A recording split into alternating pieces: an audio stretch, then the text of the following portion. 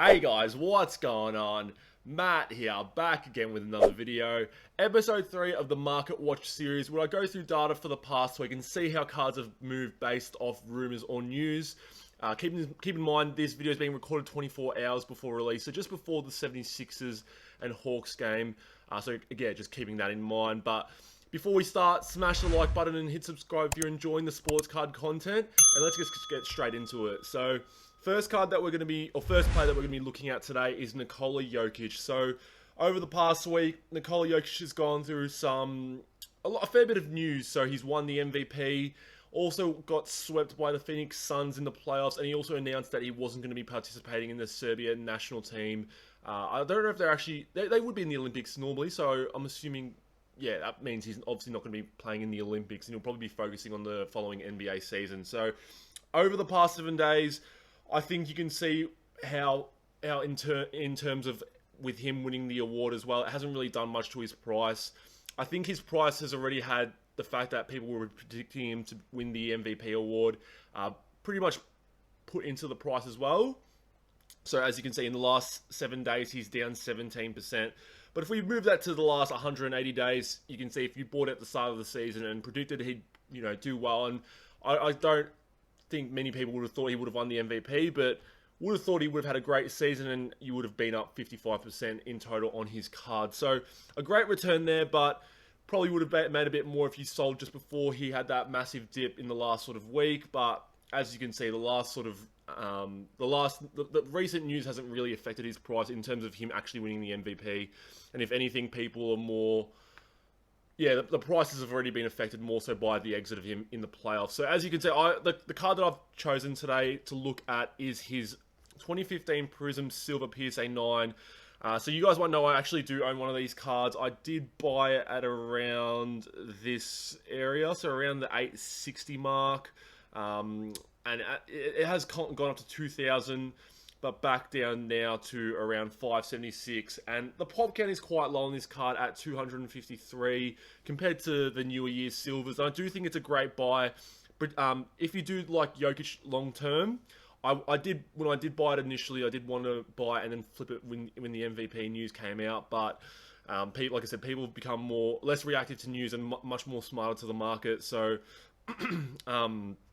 yeah, I think more long term, this card is a nicer bet compared to the base.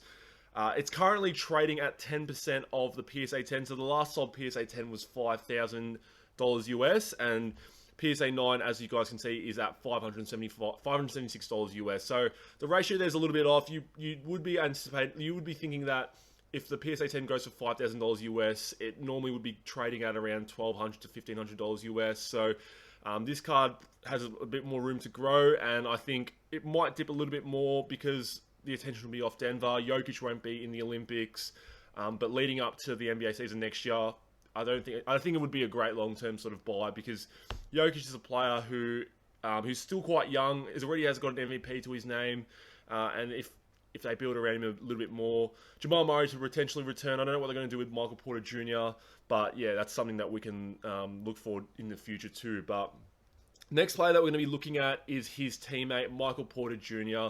So when Jamal Murray did his ACL earlier in the season, Michael Porter Jr. was forecasted to be that second player, and finally having that opportunity to step up in that second player sort of role for the Denver Nuggets. And he has done partially a little bit of that, but I think people were predicting that he'd probably jump up to 20 points per game in the playoffs, but he finished with 17 points per game on average in the playoffs, which isn't a bad thing. But I think people were, with the prices that he was trading at, I think people were predicting a little bit more for MPJ. Last 7 days down 10%, but if we go to the last 3 months, down 32%. Last 2 months down 40%. Last month 36%, and last 14 days 21%. So like I was saying, he didn't have a bad playoff series, but I think people were predicting that he'd be in it a little bit more, maybe like a Jamal Murray sort of explosion like he had last year in the playoffs, where Jamal Murray pretty much tripled or quadrupled in prices because of his play. But just wanting to look through the specific cards themselves, I looked at his Prism Silver PSA 9. So I think one thing I also want to show with this graph is anytime, I think we've seen it now with Giannis Prism PSA 10, Luka Prism PSA 10. I can't really think of any more on the top of my head, but there's definitely more in there. But anytime you see this sort of spike in the graph, that goes from what, $150 straight up to $500. So pretty much just tripling, just more than tripling in price. It's pretty much a good time to sell because, as you can see, you might have missed a little bit of the boat if you didn't sell at $600, but it just drops in price. So this was around the peak of MPJ when I think Jamal Murray was already injured. No, he was injured with a hammy strain, and then this was like MPJ bubble territory with Bol as well, who was playing quite well. And then, as you can see, as the season has progressed, it's really at a flat trend line, so hasn't really done much. And then, like I said, in the playoffs, I think this is where the hype sort of built around March, and people were predicting again his prices to go up, and then you can see that drop off with, I guess, the disappointment and the exit of the Denver Nuggets in the playoffs. So currently that card's going for $174 US, higher than where it was 6 months ago, or is that no? Sorry, higher than where it was a year ago, but only a little bit higher. And yeah, as you can see, it's dropped a fair bit. So also want to include his Prism PSA 9 as well, which has a pretty high pop count. Started off a year ago at $21 US. Finishing currently now at around $40 US, so doubling your money if you did buy about a year ago, which isn't that bad at all. But as you can see in the spike, it did hit at a point nearly $200 US for the base Prism PSA 9. So again, this is another card that I wanted to look at and show you guys with that spike. Why it is important to sometimes not try and time the market and just sell it. If you're gonna, if you bought, and like this doesn't show the price before the $41, but it would have been lower than that. So let's say it was $30. If you've already multiplied your money by 5 times, just sell the card here. Then rather than just trying to wait for the perfect moment, because as you can see, within 2 weeks, if you didn't sell it, it's come back down already. So if you're not looking at it long term and you're trying to trade in the short term, that's not a bad way to go about it. So that was Nikola Jokic. And Michael Porter Jr., who I wanted to look at with the Denver Nuggets recently exiting the playoffs. So the next player that I want to look at is Chris Paul. So at the time of recording, a few hours ago, Chris Paul was announced as being out indefinitely due to the COVID protocol. So I think with the way they've been doing it, I think that's a minimum of 14 days. So it's right before the Western Conference Finals. I know Utah and Clippers are playing today, so they've still got potentially another 2 or 3 games to go, so he might buy some time there. But I wanted to look over the last 365 days with Chris Paul, and as you can see, up 120% over the last year. Over the last 7 days, he's actually up just over 9% as well. So I think there was also one I did want to look at, and it was the last 90 days? Or no, it was the last 90 days. So Chris Paul, I remember as well, around 3 months ago with the whole vintage sort of craze happening, people were looking at your blue chip sort of investments. So I think you had your LeBrons and your Kobe's, but Chris Paul was also grouped in that sort of category, even though he's still playing right now. But yeah, he had that drop off in the last sort of 90 days. So if you did buy at that peak, which I'll show in this graph here, so the Topps paper base rookie PSA 9, low pop count at 145.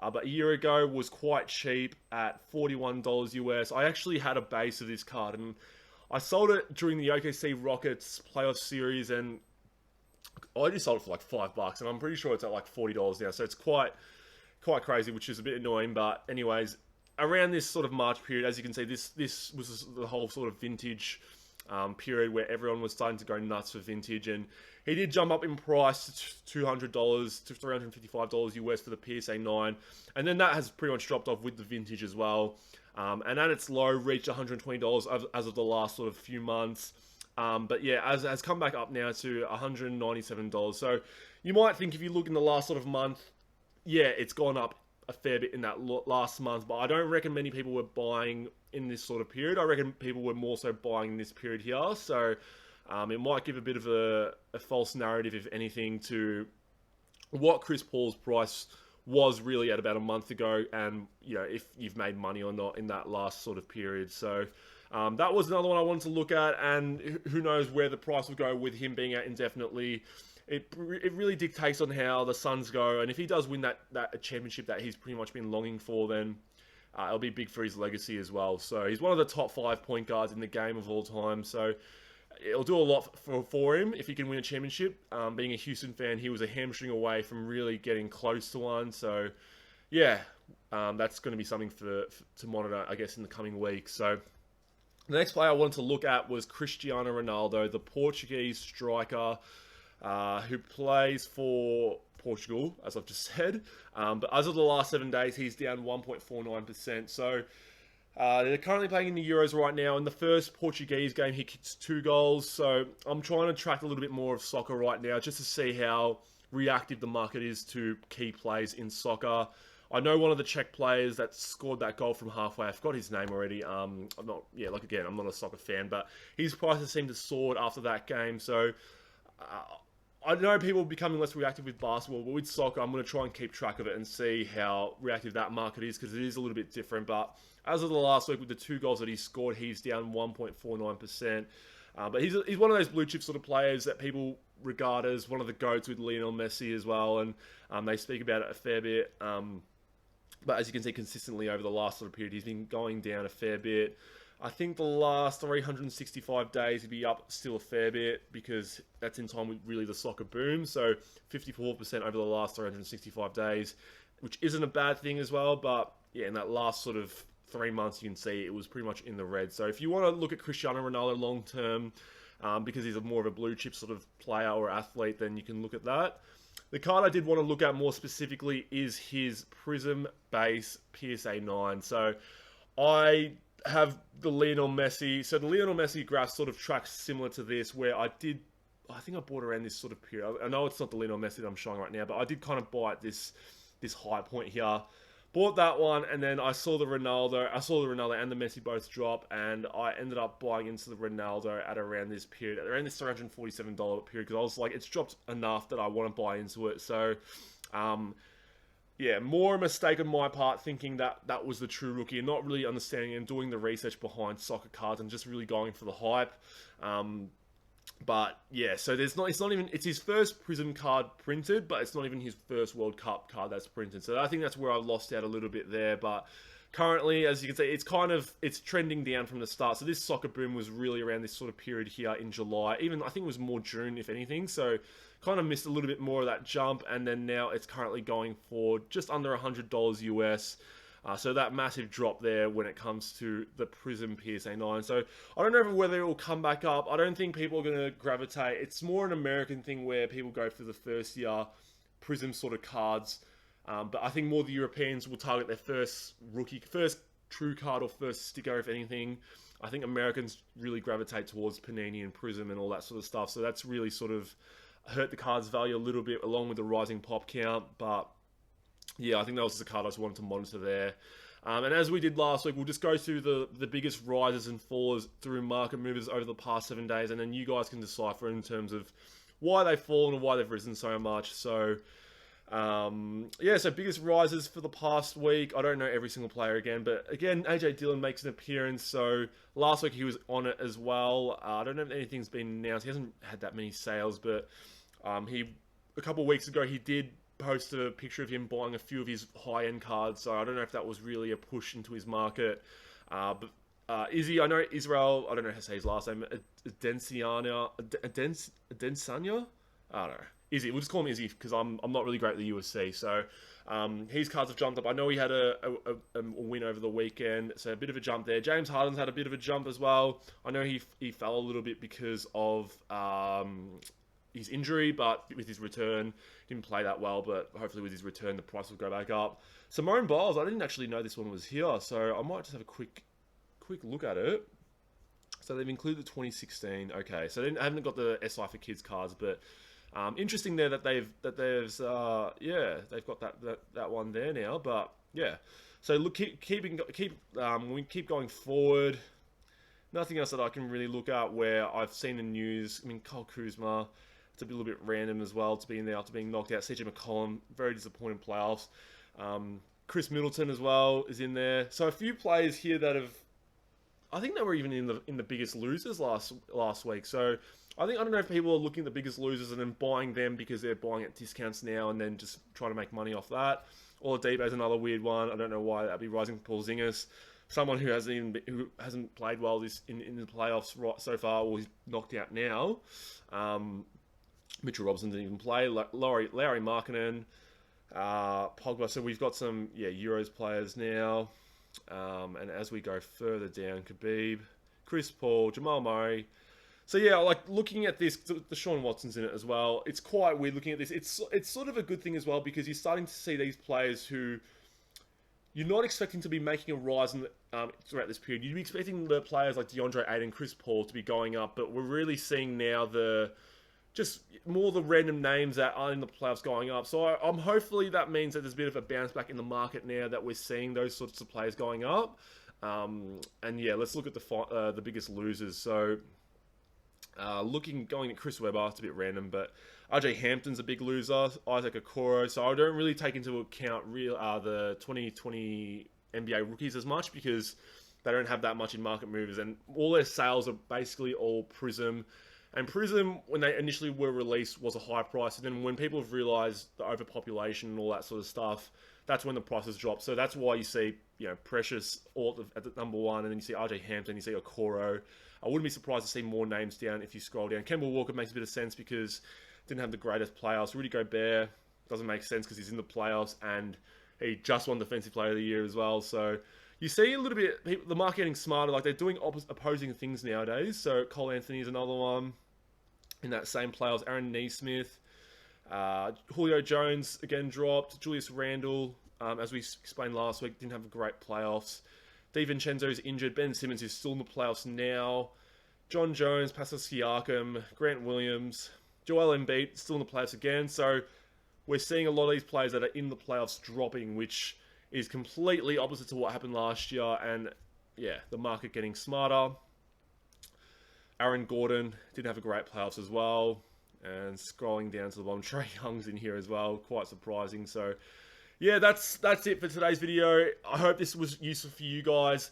Let me know in the comments down below if there's anyone that you want me to feature in a future Market Watch episode, and just maybe give my analysis of what's been going on with his cards, and we can maybe go through it together and see what's been going on. But if you're enjoying the sports card content, smash the like button and hit subscribe, and I'll see you guys in future videos. Take care.